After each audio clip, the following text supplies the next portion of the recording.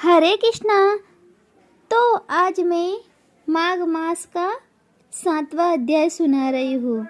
केवल 2 बार माघ स्नान करने से एक भाई को स्वर्ग मिला और दूसरे भाई को नरक। तो आज हम दोनों भाई की कथा सुनेंगे। वीडियो अच्छा लगे तो लाइक, शेयर, कमेंट और सब्सक्राइब जरूर करना।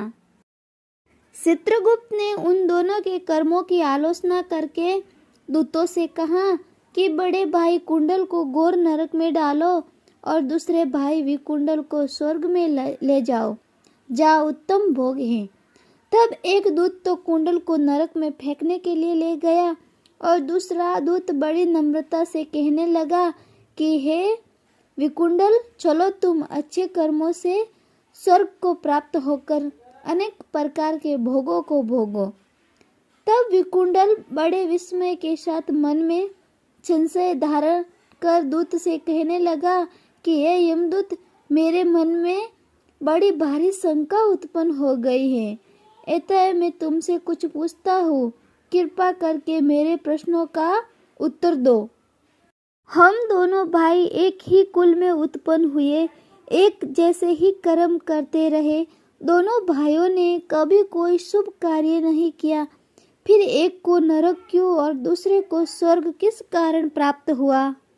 मैं अपने स्वर्ग में आने का कोई कारण नहीं देखता। तब यमदूत कहने लगा कि हे विकुंडल, माता पिता, पुत्र पत्नी, भाई बहन से सब संबंध जन्म के कारण होते हैं और जन्म कर्म को भोगने के लिए ही प्राप्त होता है।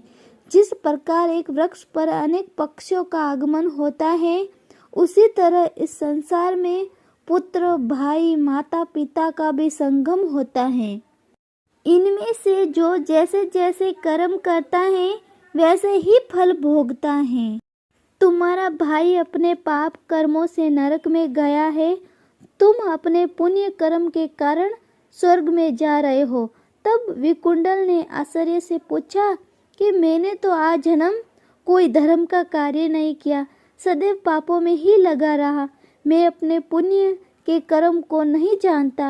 यदि तुम मेरे पुण्य के कर्म को जानते हो तो कृपा करके बताइए।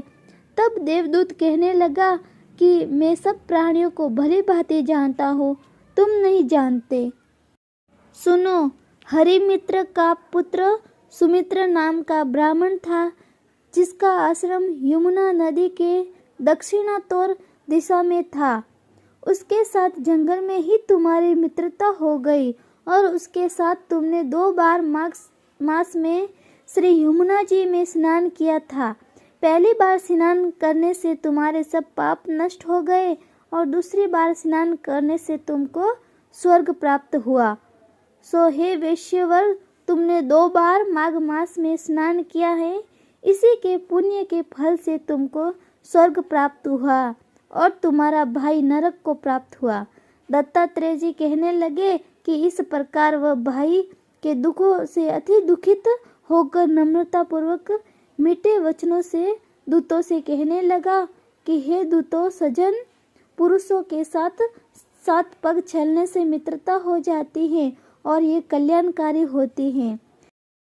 मित्र प्रेम की चिंता न करते हुए तुम मुझको इतना बताने की कृपा करो कि कौन से कर्म से मनुष्य यमलोक को प्राप्त नहीं होता, क्योंकि तुम सर्वज्ञ हो।